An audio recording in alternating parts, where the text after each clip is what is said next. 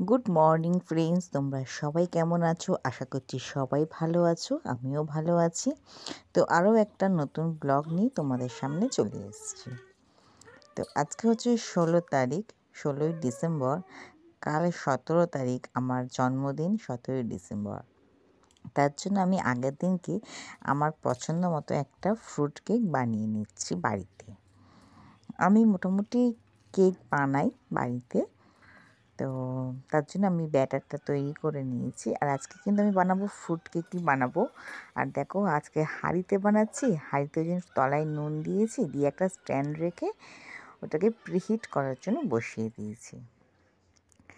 তো কেক টিনে আমি ব্যাটারটা ঢেলে নিয়েছি। এবার দেখো কেকটা কিন্তু খুব সুন্দর দেখতে হয়েছে। আর এটা হচ্ছে 17 তারিখ সকালবেলা। আমি ঘুম থেকে উঠে চা করে নিয়েছিলাম, তারপর কেকটা কাটতে বসে গেছি। সকালবেলা হ্যাপি বার্থডে। এখন নিজে কেক কেটে নিজেই আগে খেয়ে নিলাম, কারণ মা ক্যামেরার সামনে আসবে না, আমার হাজব্যান্ডও ক্যামেরার সামনে আসবে না, তাই। তো চলো চা খেয়ে নিই। চা খেয়ে দিয়ে আরও অনেক রান্না বাকি আছে। আর আজকের ব্লগটা যদি ভালো লাগে অবশ্যই লাইক করবে, শেয়ার করবে। দেখো কেমন লাগে তোমাদের এই ব্লগটি।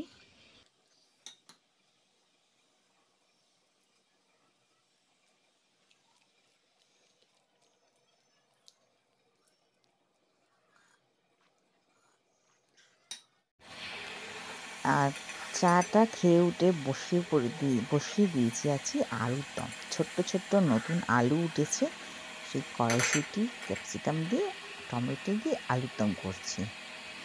আর এদিকে বসিয়ে দিয়েছি পোলাও। দুটো গ্যাসে দুটো হচ্ছে।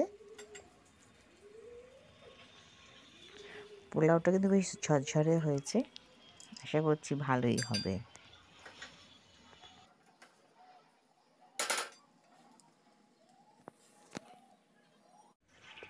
আর আলুর দম করার পর এদিকে করেছিলাম পনির দিয়ে নবরত্ন।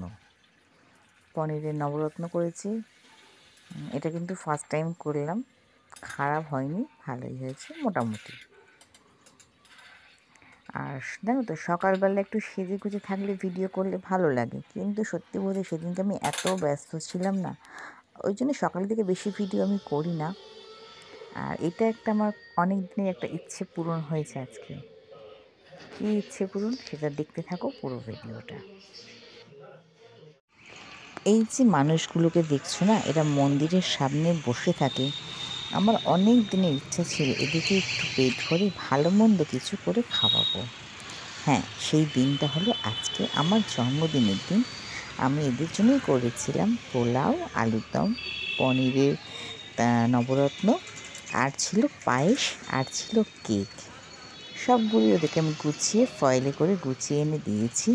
আর দেখো এই পথে একজন মানে সন্ন্যাসী বলতে পারো, এরা ঠাকুর নিয়ে বেরিয়েছিল। তা উনি বলছিল যে এটা কি নিরামিষ? আমি বললাম হ্যাঁ, একদম পিওর ভেজ। তো উনি একটা চাইলো, তাই ওনাকেও একটা দিলাম। প্লিজ এই ভিডিওটা দেখে কেউ কোনো খারাপ মন্তব্য করো না, কারণ দেখো এটা আমার অনেক দিনের ইচ্ছা ছিল, তাই আমি চাই আমার ভিডিও দেখে তোমরা যদি কেউ উৎসাহ পাও, তোমরাও যদি একদিন ওদেরকে খাওয়াও, এই ধরনের মানুষদেরকে, দেখবে তোমাদেরও ভালো লাগবে। আর ওরাও একদিন ভালো মন্দকে, ওদেরও মনটা খুব ভালো থাকবে। তো চলো আমরা এভাবেই না হয় লোককে একটু সহযোগিতা করি একদিন।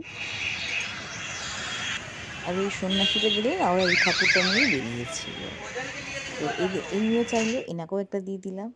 আর দুপুরবেলা এসে আমি খেতে বসে গেছি পোলাও, আলুর দম, পনিরের নবরত্ন, পায়েস। তো আমার জন্মদিনের মেনুটা কেমন হয়েছে বলো। আমি সবগুলো রান্না করেছি, আমার তো অবশ্যই ভালো লেগেছে। আর আজকে জন্মদিনটা খুব ভালো কেটেছে আমার। পায়েসের মিষ্টিটাও কিন্তু একদম পারফেক্ট হয়েছিল। আর এই ফুলটা আমার হাজবেন্ড আমাকে রাত্রেবেলা দিয়েছে। আর আরও যে গিফটগুলো দিয়েছে সেইগুলো তোমাদের সাথে শেয়ার করি। আর এই শাড়িটা আমার হাজবেন্ড আমাকে গিফট করেছে। শাড়িটা দেখো একটু ভারী, মানে খুব কাজ করা, ভারী। ও কিনেছে অফ হোয়াইটের ওপরে, ও একটু সাদা অফ হোয়াইট এই ধরনের কালার বেশি পছন্দ করে, তো নিয়ে এসছে। তো শাড়িটা আমারও খুব পছন্দ হয়েছে। আর এটা দিয়েছে আমার শাশুড়ি মা, আমাকে গিফট করেছে। উনি বলেছিল খাওয়াবে, আমি বললাম না মা, কিছু একটা দাও, সেটা থেকে যাবে আমার গিফটটা। আর একটা ডায়েরি আর এই পয়সার এই লক্ষ্মী ভাঁড়টা দিয়েছে। আর এইটা আমার পাশের বাড়ি একটা ভাইপো দিয়েছে, খুব সুন্দর। ও নিজের হাতে লেখক লিখে দিয়েছে আমাকে, যে ভালোবাসি হ্যাপি বার্থডে উইশ করেছে, সেইটা ও নিজের হাতে করেছে। এর জন্য আমি ভীষণ ভীষণ খুশি এই গিফটটা পেয়ে।